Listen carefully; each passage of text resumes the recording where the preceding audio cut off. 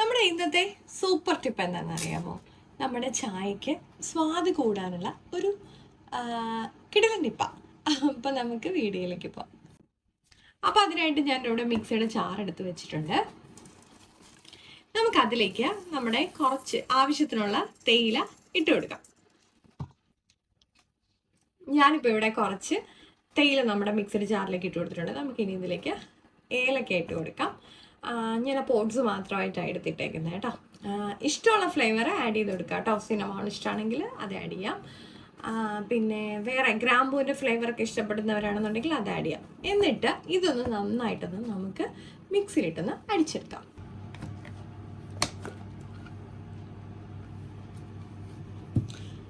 പുകയൊക്കെ വന്ന് ഇതായെന്നൊന്നും വിചാരിക്കണ്ട കേട്ടോ, നമ്മൾ അടിച്ചതിൻ്റെ പുകയാട്ടോ. അപ്പോൾ നമ്മൾ ഇതുപോലെ ചായ ഈ തേയില ഇങ്ങനെ ഒന്ന് അടിച്ചിട്ട് ചായ ഒന്ന് തിളപ്പിച്ച് നോക്കിയിട്ട് എല്ലാവരും വന്നിട്ടൊന്ന് കമൻറ്റ് ചെയ്യണേ. സൂപ്പർ ടേസ്റ്റ് ആട്ടോ.